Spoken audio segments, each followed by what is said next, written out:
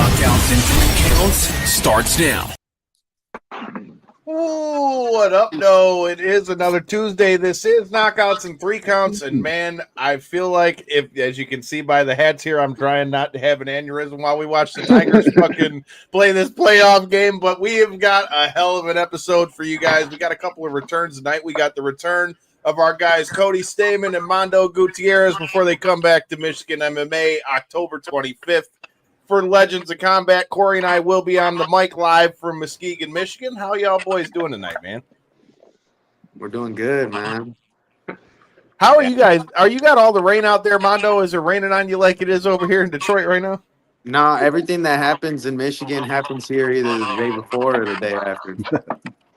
Well, if you didn't get it yet, you're going to have a fun time tomorrow. Cody, I know you got the hot weather out there in Vegas if you haven't made the trek back to Michigan yet, huh?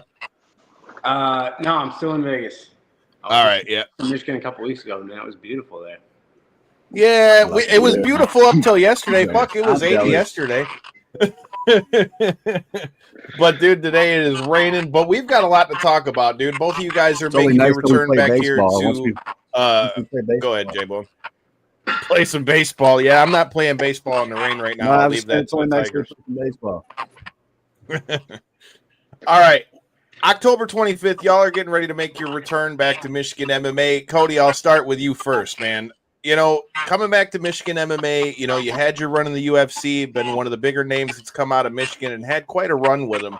Talk to me about getting to come back here to Michigan. Like, what does this fight mean to you? What's the mindset headed back to returning back to Michigan MMA? I mean, at first it was like a pretty humbling experience. You know, I felt like I was taking a big hit. Like my ego was taking a big hit. But then, you know, I saw how excited people were, like how excited my family was. Excited the people that really care about me were to like watch me fight live, and you know, all the bad feelings went away. And I remembered that like I really love this sport, and I love competing in front of the people I care about. And yeah, it's just kind of reinvigorated my love for the sport, to be honest. You gotta love it. There's nothing like having that home field advantage, getting to fight in front of your home fans, like you said. And you know, Mando, same thing for you, man. You know, you had a great run in the PFL tournament, getting to get you finished in the first round, getting to fight on a big stage like that. Talk to me about coming back and fighting over here in Michigan, bro. You know, nobody's blaming me if I sit around and wait until next year and run it again, but that's not what I'm here for, man. I'm trying to stay busy. I think I love fighting at home, you know, and while I still have the opportunity and I have the green light, fuck it, let's do it. Why not, you know? And it's a good opponent, and when something good falls on my plate, I'm going to take it. So that's what I'm here for. Well, that answered another question I had for you. So, like, off of your experience in the tournament, you know, was the reception from PFL real good? Or are they looking to bring you in for the next one, and this is just keeping you warmed up? But it kind of sounds like that's where we're headed. Yeah, well, let's just say I got a good relationship with them, man. I love where I'm at. I love how they treat me, and I'm just happy to keep the ball rolling, you know. So, I mean, it's kind of naive to try to make plans on the future, but all I know is right now I got this green light to take this fight, and that's what I'm worried about. I'm not looking past this dude at all. I mean, it's a tough dude, 45 fights, so I have my hands full. Hell yeah, and a hell of a name to pronounce too, dude. I'm actually I'm actually adopted into the Kyrgyzstan family right now with all my Kyrgyzstani teammates I have out here at Valley Flow. So it's Raskulbek. Ibrahimov. They schooled you on the name, huh? They said we'll make sure you know how to say his name before you get that W. Exactly. Cody, man, you know, I saw the matchup that you got. You're going to be fighting Sean Tarleton, man. Kate, you're fighting Tarleton. What do you mean?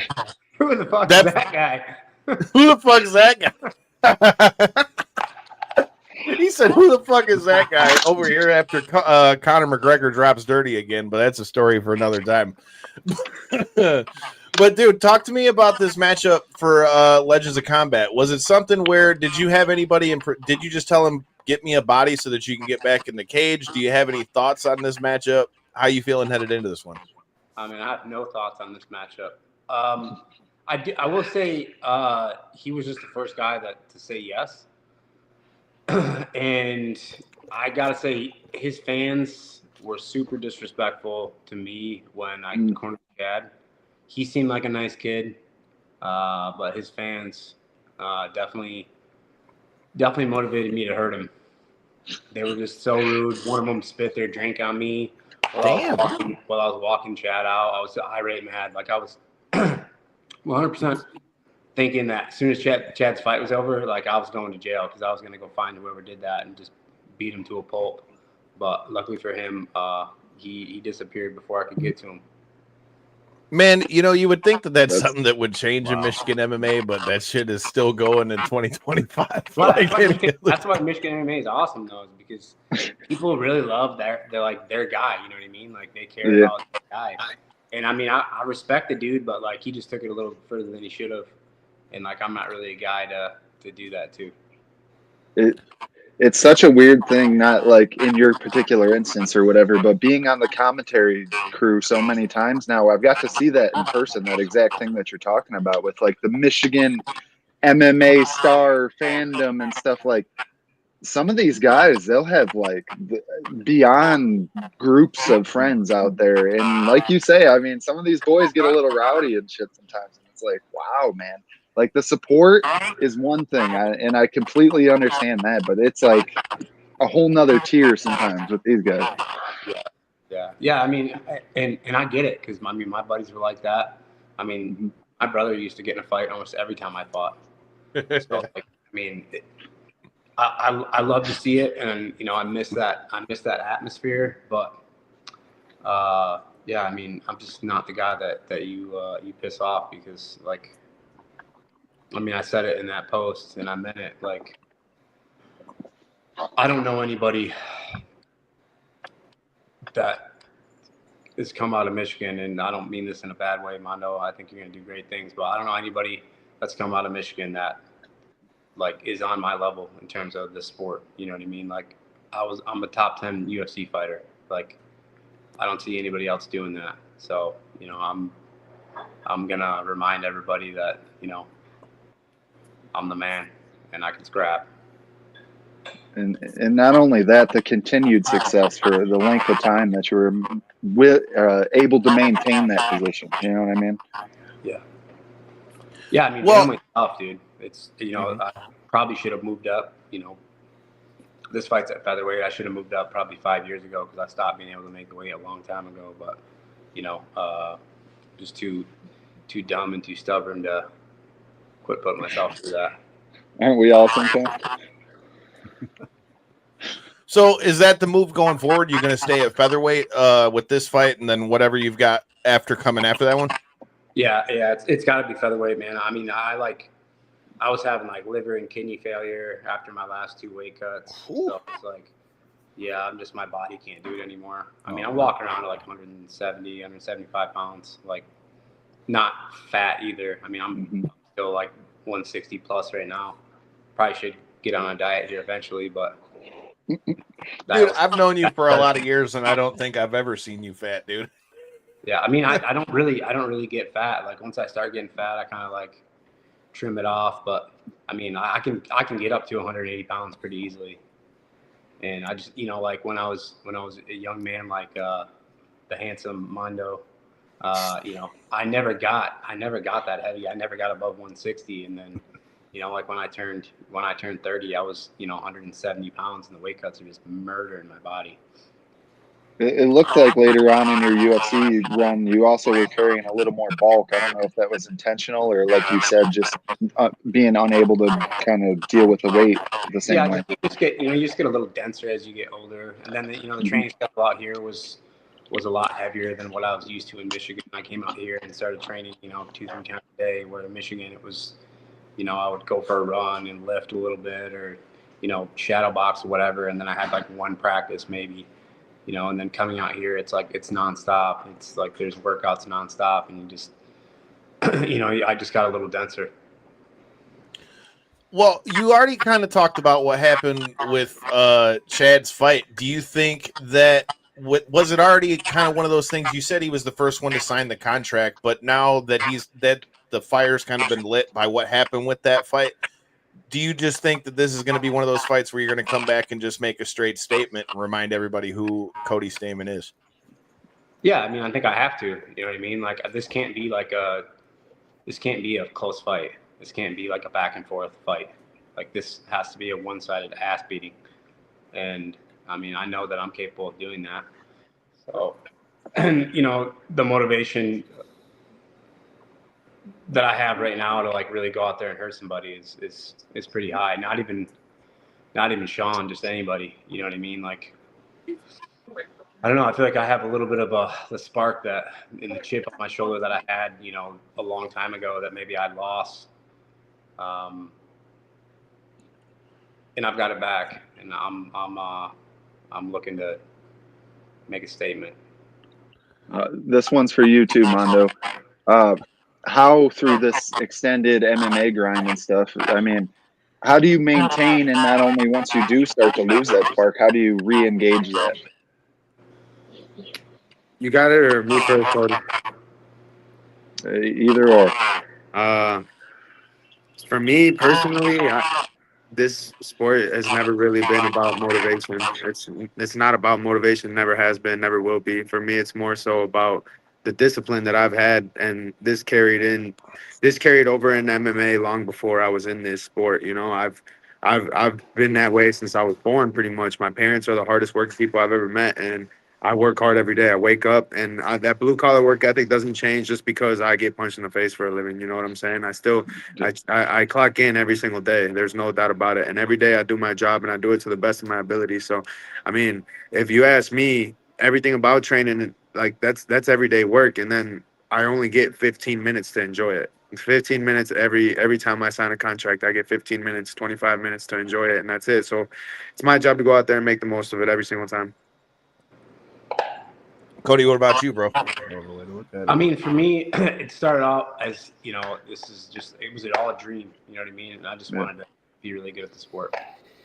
And obviously, like Mando, I have that blue collar work ethic. My parents were, they owned a small business, and I worked from the time I was a little kid until, I'm still working. But just put different shoes on.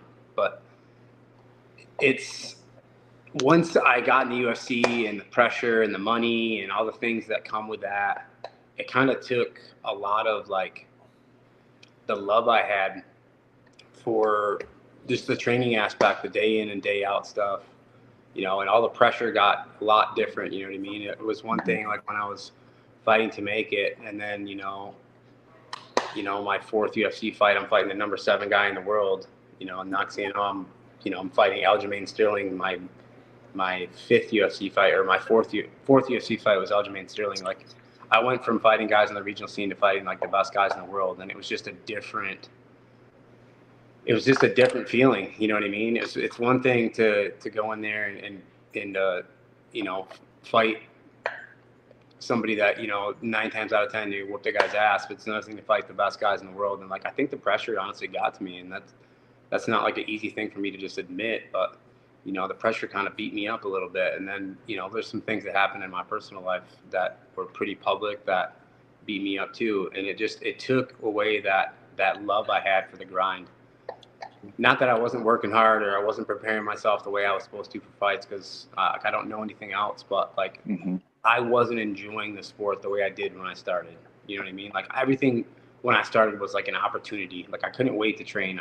I wanted to learn. I was eager to learn. I was a white belt every day. And then I got to a point where I had like this like feeling of entitlement where like there's certain shit I didn't want to do. And, it felt like work. It didn't really feel like an opportunity anymore. I felt like I was going to work when I was like going to the gym. And it kind of changed my mentality and changed my outlook on the sport. And it showed. It showed when I got in the cage. Mando, for you, man, one thing that I've admired watching you on your way up, like I said, we've had you on the show multiple times. Had you before you did Ultimate Fighter and through your run with PFL and stuff like that too. One thing that you always do that impresses me is I see you still competing in a lot of like grappling tournaments and stuff like that. You just had another one of those.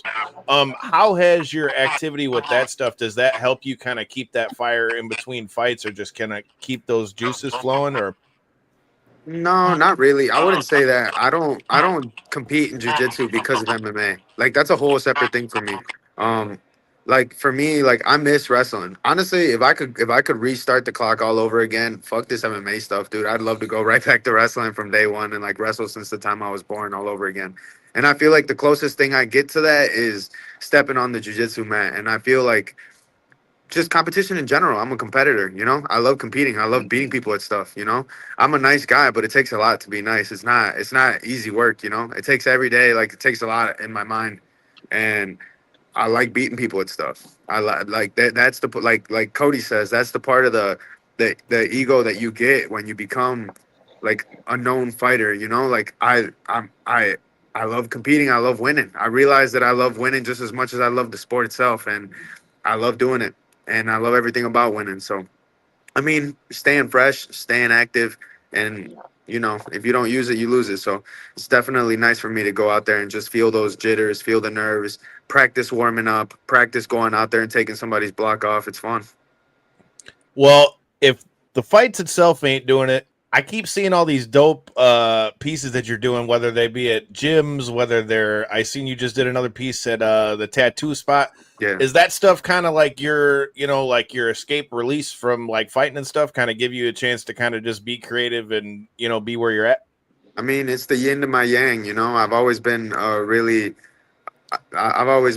good artist. I love doing tattoos. I love drawing. I love painting. I love cutting hair. I love doing all that stuff. So, I mean, my life, all the things that I used to get in trouble for when I was little, or all the things that make me money now. So I wouldn't have it any other way, you know. I used to get in trouble for graffiti. I used to get in trouble for drawing on people's skin with Sharpies when I was in school. I used to get in trouble for cutting my little brother's hair when nobody asked me to, and I definitely used to get in trouble for fighting. So now I live a pretty good life, man. I can't complain. But like Cody was saying earlier, people think that, you know, when you make it or you start making money, or everyone, like people love saying like, man, if I was making the amount that they're making, I would be able to do it too. No, the fuck they couldn't. It's not easy. Like, you know, like just because the paycheck gets bigger doesn't mean it gets any easier. Like you still have to log it. Like every time it's not easy logging into Instagram and seeing your opponent that you're going to fight in a few weeks going out there and knocking somebody's block off every fucking day, every day. Oh, if you search somebody up, the higher you go,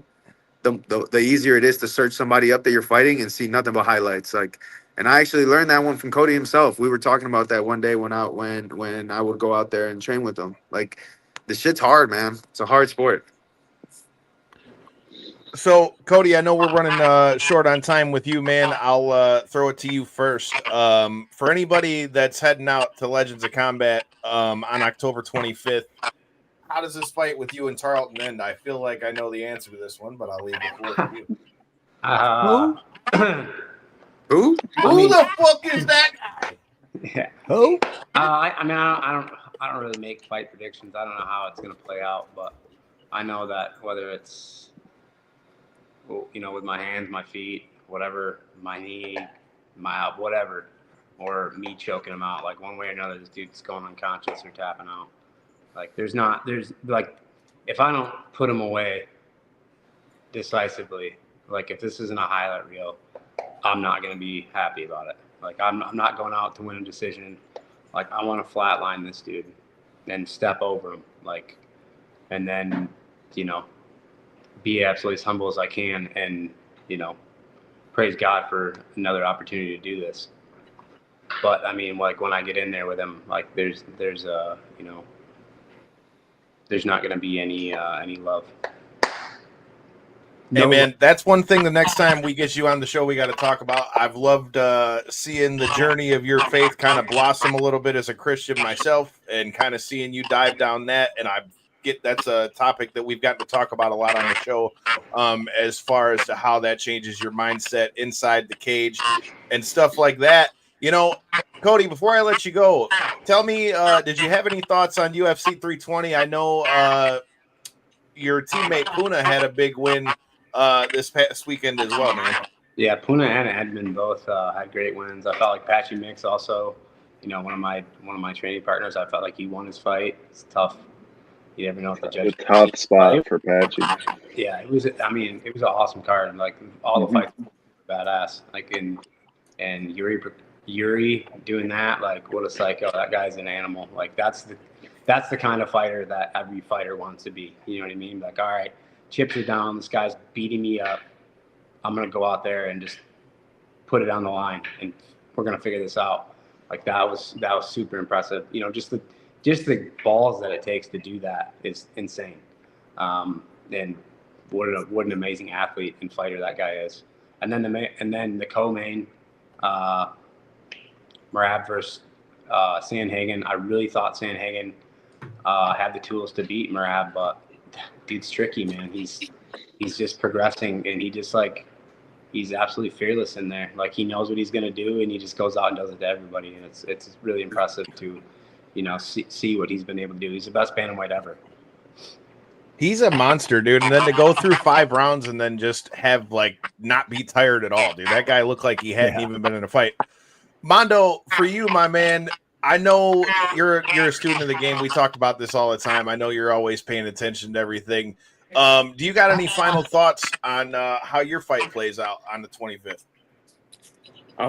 One-way traffic, just like every other time I'm out there. And I think I'm going to go out there and absolutely destroy absolutely everybody I step in front of. I mean, and if you don't go into the fight with that kind of mindset, you're in for a rude awakening, man. If you go out there looking for a tight fight, you're probably going to find it. So, I mean, my plan is the same as always. Go out there, hit them with some good shit, and get up out of there.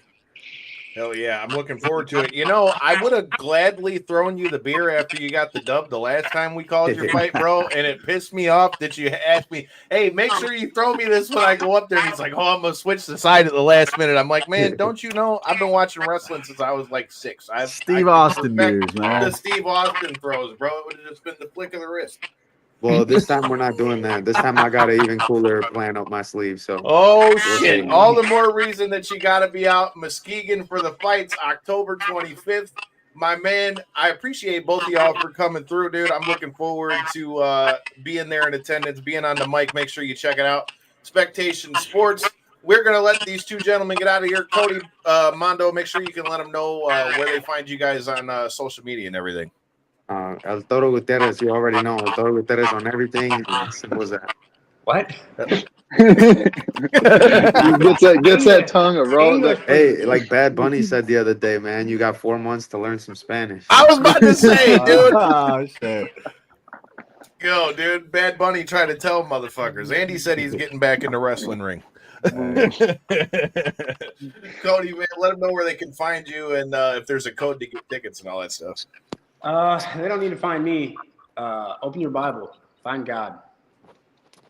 Great answer. I like that. Make sure you check these boys out October 25th. Corey J-Bone and I still got a lot to talk about. Make sure you guys follow them on all the socials. Make sure you're checking us out since we got about 250 y'all in here. Hit that subscribe button and make sure you're in the building October 25th. Y'all gentlemen have a good night. You too. Appreciate brother. the time, Thank you guys, man. Appreciate both of you guys. All right, Cody Stamann and Mando Gutierrez. Boys, how are we feeling about October 25th?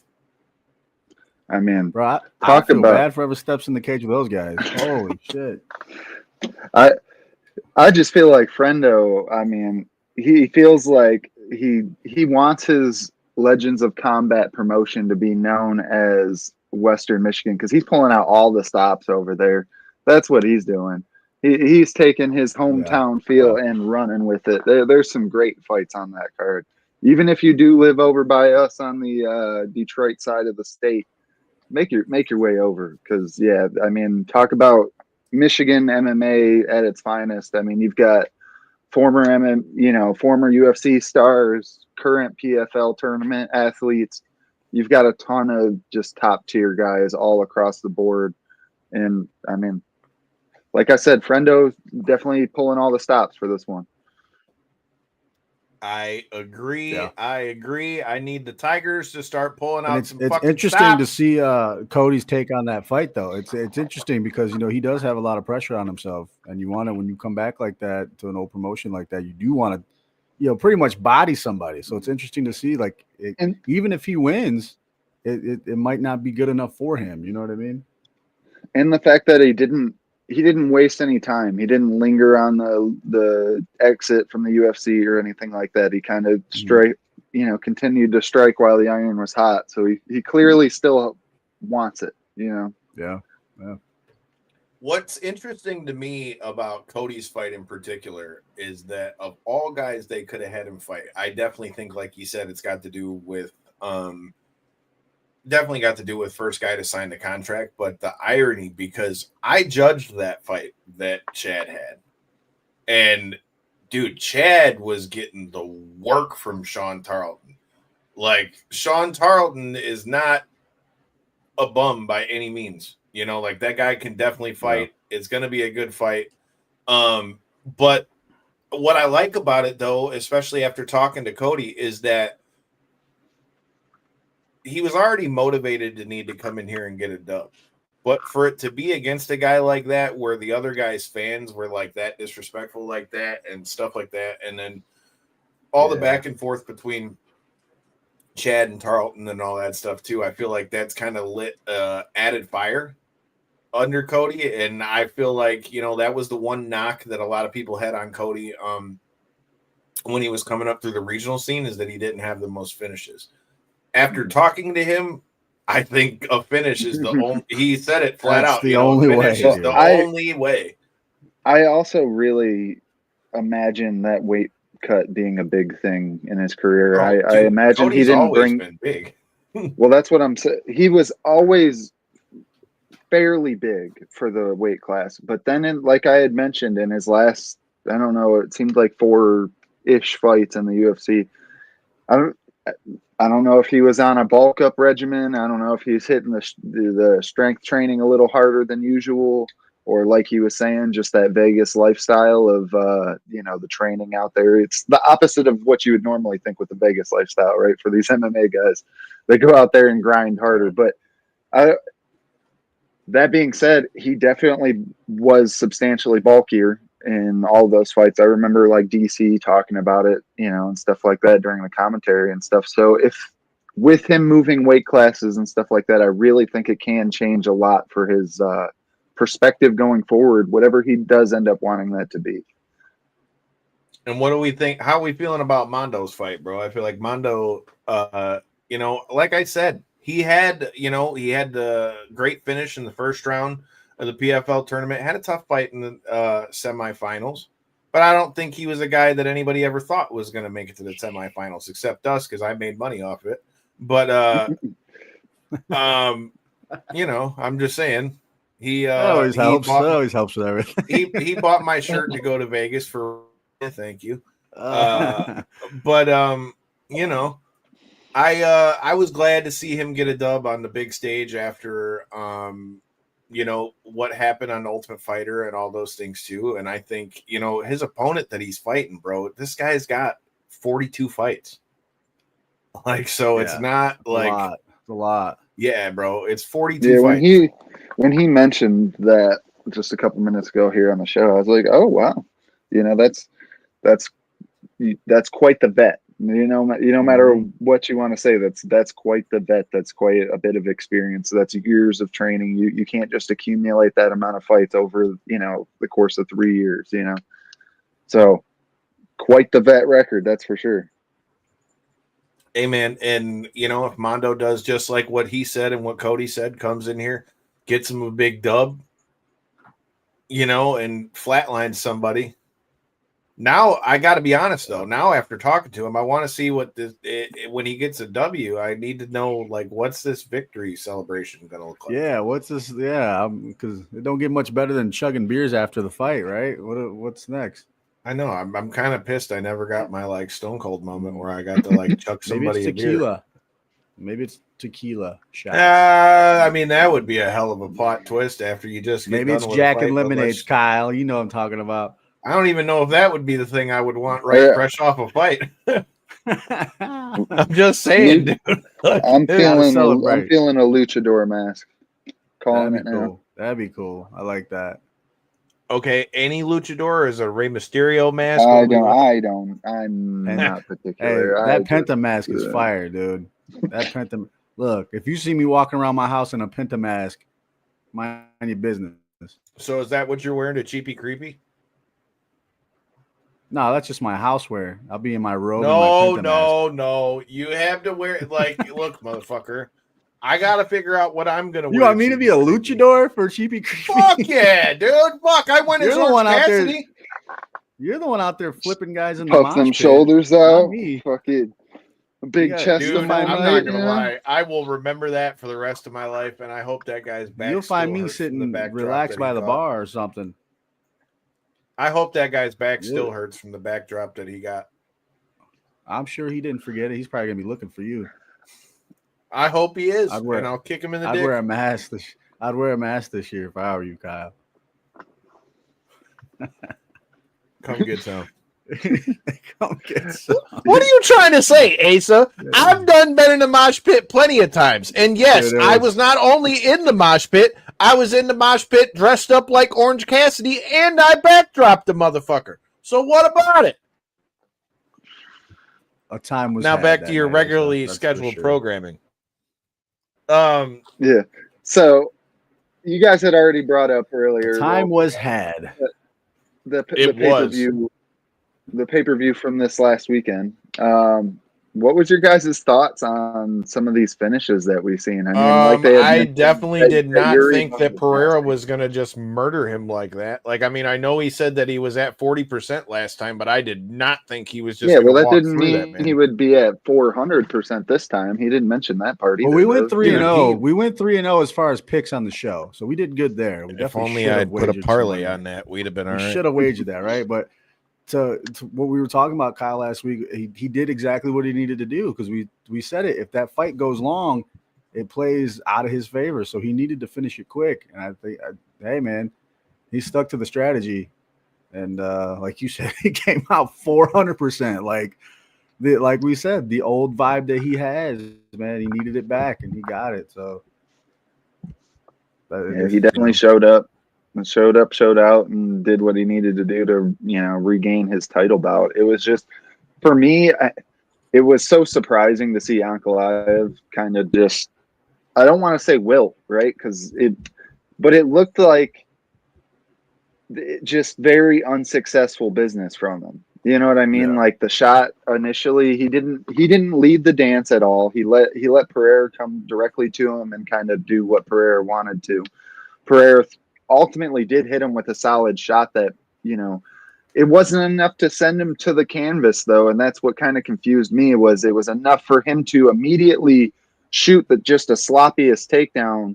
And then also it was just one of those super underwhelming performances from Ankalaev is how I for me, it was like, wow, Poatan did what he needed to do to win it. But it was like, that's really all you had, Ankalaev?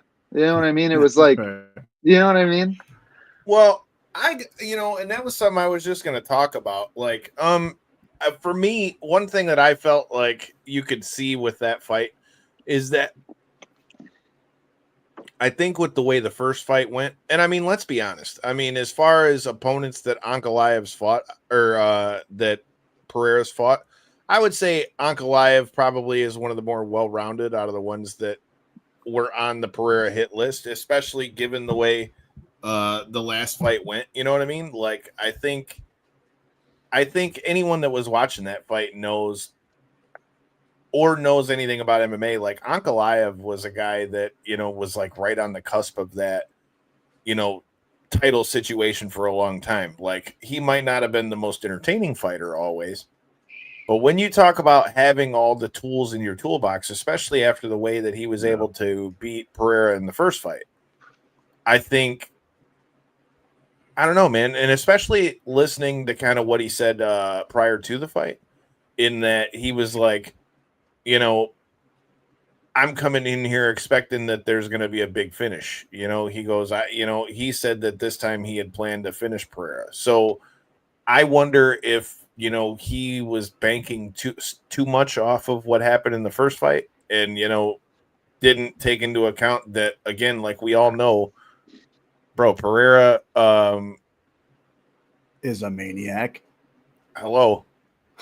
Hello. And hello. Shout out to my guy Jacob Fatu. But yeah, man, I think there's not really much left to say as far as the Pereira fight goes, other than he put people on notice. Now, as far as to what's going to happen after this fight, now that Yuri straight up said that Olberg turned down a fight with him, I was saying that there's one of two ways it happens. Either Yuri gets the next title shot, or Olberg and Yuri fight and the winner fights Pereira. But now that you're telling me that Olberg turned that fight down, I think Yuri might be next guy up. And talking about that fight's even a crazy thing even in of itself, because to be honest, headed into the third round, I thought Khalil Roundtree was kicking his ass. Yeah, I thought that was a pretty uniform thought. I think pretty much everybody that was thought two rounds in the book for Khalil Roundtree, Yeah, I thought, and then and Yuri did what Yuri does, because like Cody said, man, the thing of it is, like, Yuri does everything the way they tell you not to do it. And yeah, like, if we're really being honest, Yuri does everything the way they tell you not to do it. Fights with his hands down, lunges in and out. yeah. Like he does, but it works for him because he's so unorthodox. It makes him, it makes him tough to hit. And I think that had a lot to do with it. It bummed me out for Khalil Roundtree because I like Khalil Roundtree a lot. But I mean, as far as I sit, I almost feel like Yuri has to be next, especially if the thing with Olberg is true. I don't know how much stock I put into that. That could be just jousting, but and then the way that Yuri was just like staring them both down, like as they got in the cage. That's what I was going to say. A lot of the like, social media thought he stole some money from him. A lot of the social medias were really focused on Yuri being in the crowd. They cut to him a lot on the broadcast, and then on the they put him right behind where they walk in the damn door. So they were looking for those camera cuts. They were looking for those little snags on the social media. And then when he finished them, there was a whole thing on Instagram about his reaction as it was being finished. So they're really leaning towards that as far as what I see. So I would assume that's next.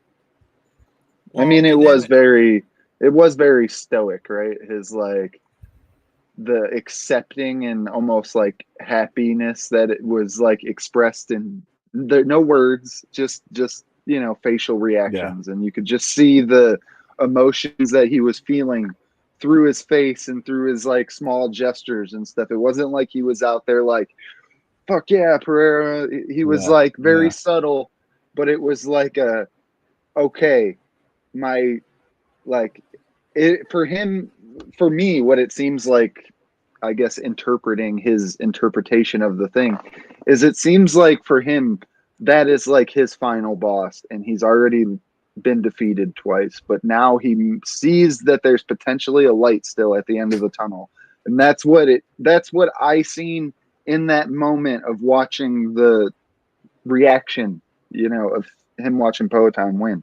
And I think that, to your point, is a big driver in why everybody's kind of bringing up his name beyond, of course, his performance. But I mean, Olberg really is the deserving side. He just smoked Reyes, and he just smoked Reyes, and he's on a 9-fight win streak. Yuri beat up Reyes too.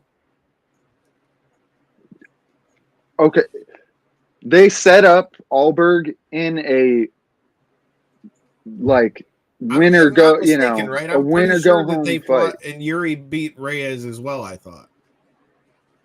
Yeah, but okay, that was the spinning back. That was years ago. That was when Reyes had just lost to John Jones. That was different times. We're talking about. I'm just saying, beating Khalil Roundtree, who is fresh off of a title fight, and then comes back and had the fight he did after losing that title fight, to me has more weight in it than Then a Dominic. then a 9-fight win streak, and So okay, so if you're Yuri, would you rather him fight Allberg first, or would you rather just jump in next?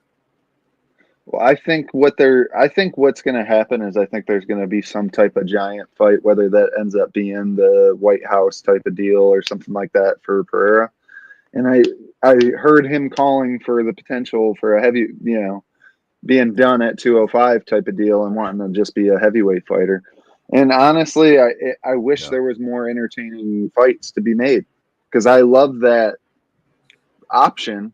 I just don't necessarily love him going in and immediately fighting the winner of Aspinall Gane, So I don't think John Jones really equates too much. I'm not sure. Maybe, rest in peace to his brother. I don't mean this at all disrespectfully, but maybe the loss of his brother may ignite something in him again where he does want to go out there and try to compete again. Maybe that's where we see it. The paycheck I don't we were know. talking about for the White House already did that. But Well, yeah, because he was already talking about that anyway when they announced it. That was shortly after he said he was done. And they announced the White House thing, and he's like immediately like, I'll come back for that. But it was very like ha ha ha, and I really wonder if given circumstances like that, it either it'll either close the book entirely or open it back up entirely, one or the other. You know what I mean? yeah, J-Bone, before we get out of here, bro, competition though, shit. Holy Jesus. There's a lot going on in the world of pro wrestling right now. We've got the NXT TNA showdown going on. The fucking Hardy Boys just won the NXT straps. So now they've got the NXT belts and the TNA belts, and they're going to face the damn Dudley Boys. That's right, the Dudley Boys this Sunday, October 12th, Bound for Glory. One last table match. Are we going to get some kind of titles on the line there, you think? Or you think they already did? It already was announced. It was already for the TNA titles, and if the NXT titles were won, those are up there too. So now that match is for the NXT titles and the TNA joints. It's like the year 2000 all over again. It's actually kind of amazing. Now all we need is Limp Bizkit my way. We'll be all right. Right, dude? Did you ever expect that? Like, we've always wanted the Hardys to just show back up in WWE, but like, I'm cool with the NXT run like this. This is fun. I'm totally cool with it, but I'm not gonna lie. That was one of the questions that I was gonna ask. I really do think though that I want to see the Hardys have like one more sustained run in WWE before they're done. But at the same time, man, I like the little things that they did too. Like, I like the fact that this is just a tables match, given the fact that they had the famous tables match. Yeah. It was the first tag team tables match at Royal Rumble 2000, like you said. Yeah. And so for that to be the match choice on this instead of tables, ladders, and chairs, I kind of like that. Well, I also think they don't want Jeff Hardy to kill himself either, so... Well, I mean, let's get the ladders out of there. So we don't, I mean, just the ladder match alone, Jeff Hardy was going nuts here in Detroit. So, I mean, yeah, I'm all for it. I think that's dope. What have you thought of this whole NXT TNA? Even though I'm still calling it the Invasion, damn it! But I don't know why we had to change the Invasion. Especially because I liked the old graphic they were using too, but had to change it to Showdown like a week before it. But Showdown with like the same type of graphic. It's weird. It's like a weird thing, but I'm digging it. It's fun. We're reliving stuff. We're reliving the past, and it's cool. The Invasion thing for me when I was younger, it was like the coolest thing ever. It was definitely, you're blurring the lines of pro wrestling, dude. Nobody's seen that ever. But right now, we're getting that with like younger talent, some older talent, and it's just fun. It's just a fun thing to be watching. The mix of two companies like that working together, and it's fun to be a fan to watch that. So I don't see anything wrong with it, and we're getting some really good matches out of it right now. The main event is on right now. Team TNA versus Team NXT with Joe Hendry as special guest referee. I think that's funny as hell. That's funny as hell because they were saying he was like 1 foot in, 1 foot out. Wonder if he fucks over. Nobody trusts him. Nobody trusts him. It's like the old Kurt Angle thing back in the 2001 invasion. So we're gonna see, man. It makes for good entertainment, and that's what it comes down to. Like we always talk about, Kyle. Just sit back and let's enjoy the shit, okay? It's fun. I like that they had the Survivor Series style matches. Like I like that they had a women's one. I like that they had a men's one. I'm not gonna lie, bro. I need to see some Nick Nemeth involvement on WWE TV. Like that's now okay. Here's the thing I was reading on the Twitter sphere, the X sphere, whatever we're gonna call it these days, and these are just rumors, dirt sheets that we all love to catch on these things. They're saying when Survivor Series comes back around, they might do this again, maybe like a rematch type style thing. And they're saying they might involve more heavy hitters from TNA, like Nick Nemeth, like Matt Cardona. I was going to say Matt Cardona is a name that past guest of the show. If you guys are new here, make sure you go check that out. Shout out to TNA for putting that one together. Shout out to our guys from 3NT Wrestling getting to interview Tony Khan yesterday. Look at that. Yes, sir. Yes, sir. Big thing. Yeah, big man. thing. Shout out to Danny Ocean. But yeah, man, I want Matt Cardona in this, dude. Like, he's been the one guy. It's probably just fantasy booking, because who knows what really is the plan here. But I'd love to see those guys be in some type of Survivor Series situation come Survivor Series. Let's get TNA up there and NXT up there with the big boys, man. Let's get them in the mix somehow. I'm cool with that.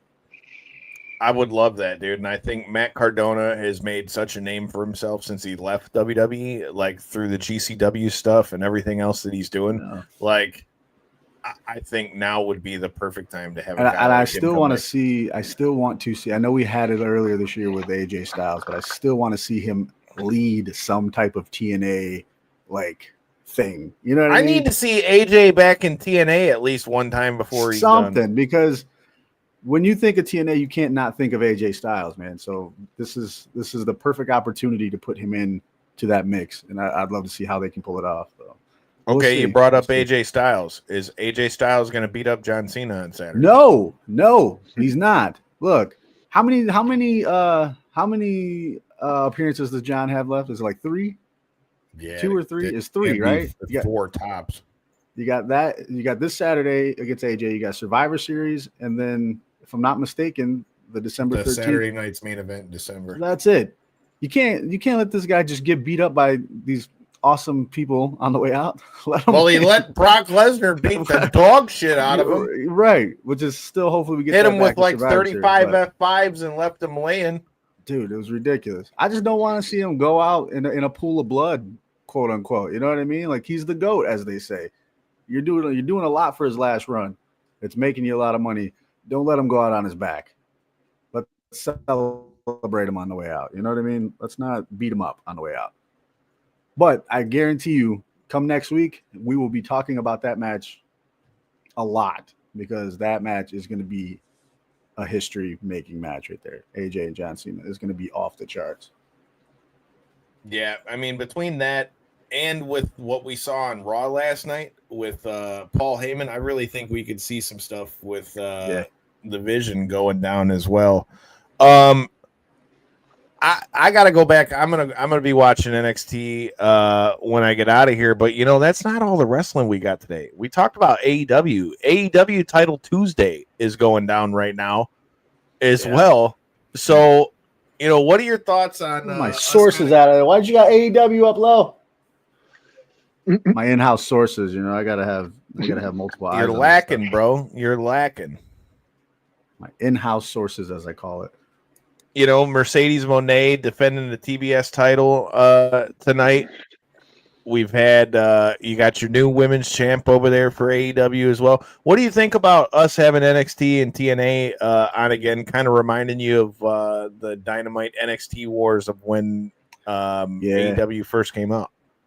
I like that, but I don't like it's on at the same time, because clearly I don't have enough eyes over here, but it's We're supposed to have multiple TVs, bro. It's 2025. It brings you back once again.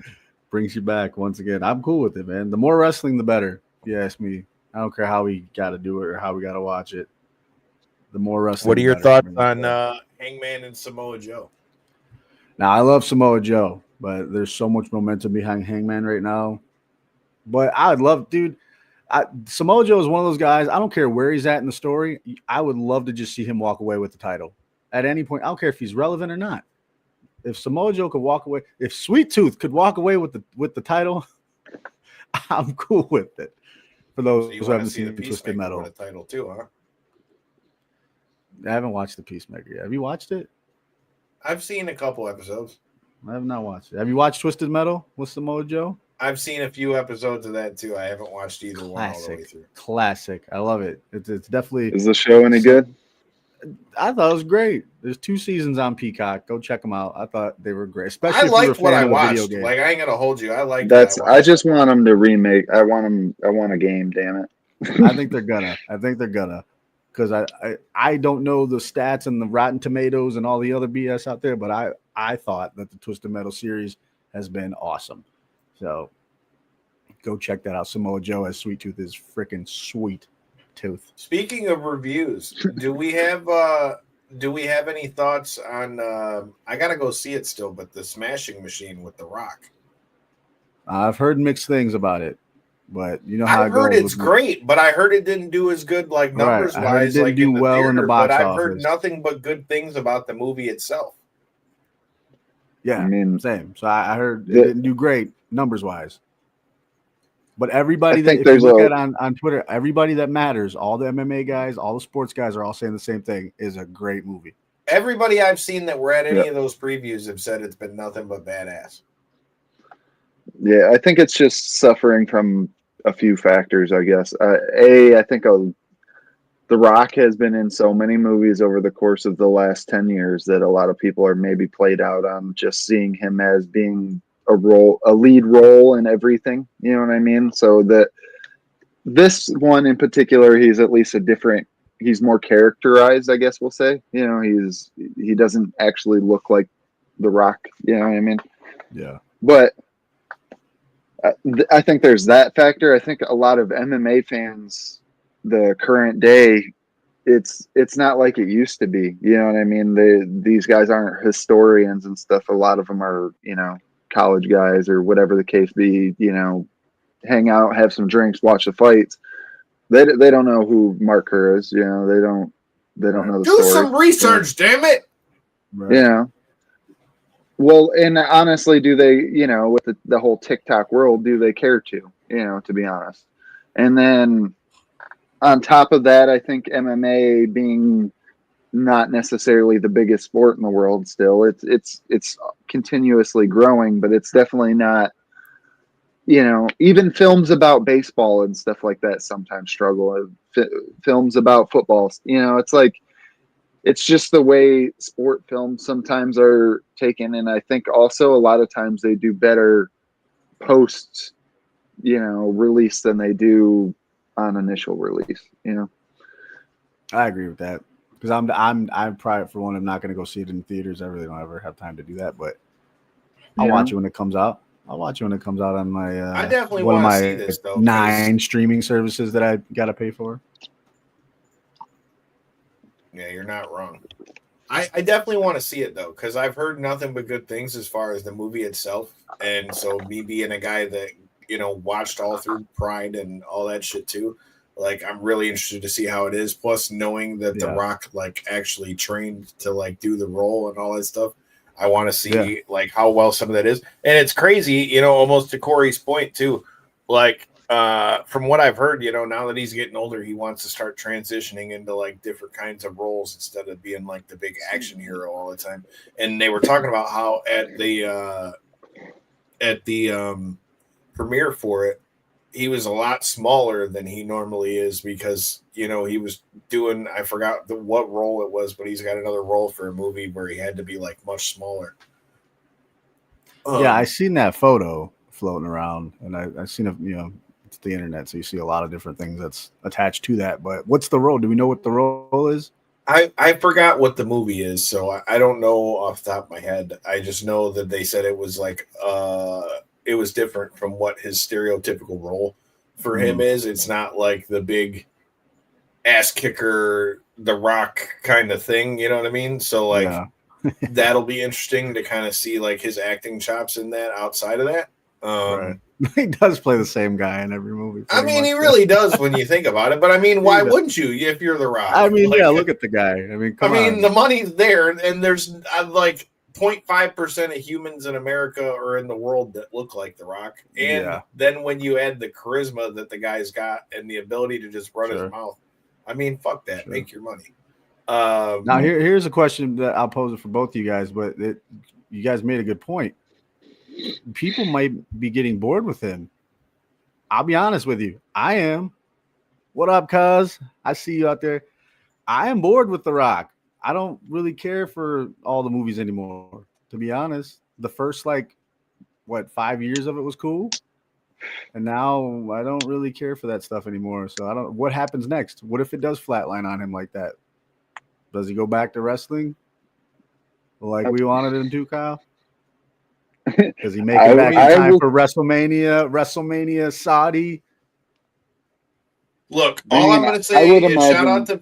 Go ahead, but I was going to say I imagine he has some more time left in him before that time comes. I don't think it's like one film away. I think he's still leading role material. He showcased himself to be a good actor and stuff. He just, to your guys' point, I think would be better served not just being The Rock in every movie. Yeah. I agree with that. But all I'm going to say is this in regards to your he played the WrestleMania Tooth Fairy. First of all, and they said the Tooth Fairy beat that in the box office. But all right. Yeah, fine. All I'm going to say is this. Shout out to past guest of the show, Dave LaGreca. He gave him the pink robe. He got his 5 minutes with The Rock when he came there to Sirius for the town hall and all that. But I'm just saying, look, I still feel like we needed The Rock in that story leading up to WrestleMania. I think it severely kind of fucked up the last run for John Cena. Like, we finally did the heel run and you gassed it up and then took away the gas. Yeah. It didn't even sputter out. You just pulled the plug. Well, dude, The Rock was the flame that made that holy shit. Right. John Cena and The Rock are on the same team, and then The Rock just left.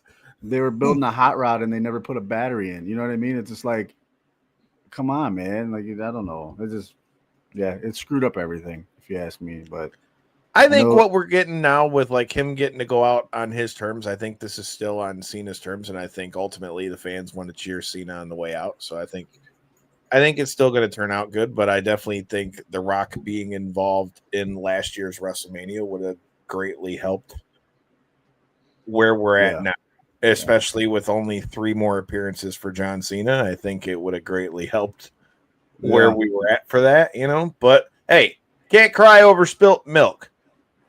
J-Bone, what do you want to see next for AEW, bro? Oh, man, actually, just keep doing good wrestling, bro. I've been getting back into AEW a little bit here and there, and the wrestling's there. I love to see some new, Kyle Fletcher. Bro. Money. Keep you want to pushing say that guy. You want who they need to put money on, for their future with how young that guy is? Yeah. That match with him and Hangman from AEW All Out, bro. That's match of the year contender. Flat out. And that's what everybody's saying, that the lack there is of people over there, that you need new stars that need to be pushed. You got the same guys, Moxley, Page. You still don't forget, you still got MJF over there. And MJF is what? 20 what? I don't know how old he is. 27, 28. Not 30, 27. You still got I think that he's 27, guy. 28. He's your ace. Dude, Fletcher is next up, dog. Fletcher is diamond in the rough. That's just all they haven't done yet is build these guys up. You still got your pillars to build. So I think Kyle Fletcher is going to end up a big baby face in AEW. I think we're already kind of seeing the seeds of Don Callis getting pissed because of what happened with Kenny Omega. I'm telling you, bro. Yeah. Kyle Fletcher time right now. He's just putting in his time right now. Kyle Fletcher is going to be that guy for them. I promise you. I agree. Kyle Fletcher is going to be that guy for them. And you talk about, building new stars. You got what Moxley's doing with bringing Danny Garcia into the Death Riders. I think that's going to give Danny Garcia a whole new coat of paint. I'm interested to see how that goes. I think he needs, even though I like the dance, Kyle. Can you do the dance that he did? I can, but why don't you show us how it's done first? No, not on camera. That's just for like his pussy. That's just like his tequila shoey that he never. That's for one of those. Joel Bateman, come back from Australia and fuck him up. That's for one of those after party concert nights or something. The after parties we do in the parking lot. I know nothing of what you speak. Nope. We don't But, talk about that. You know, I know nothing of what you speak, but what I do know is that we've got an action-packed month ahead of you coming to you at Knockouts and 3 Counts. This Saturday, I will be live on commentary for Mitten Muay Thai as we have MMA versus Muay Thai, and there's been a lot of shit talking. I feel like somebody's shit is getting split this weekend, and it's not going to be mine. So if you're in the Michigan area, make sure you go check it out. Clinton Township, Imperial House. Check it out live here on Millions.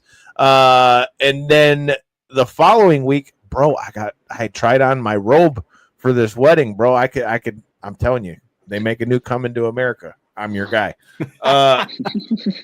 This Friday, I will also be in the building. NXT comes to Detroit to the Masonic Temple. I've worked that building. That's cool to say. I've worked in the same building as WWE, but I will be down there this Friday. If you guys are there, NXT Live, Masonic in Detroit, I'll be there. I'm going to be checking out what we saw from NXT tonight. Who knows? Maybe we'll see some TNA guys there as well.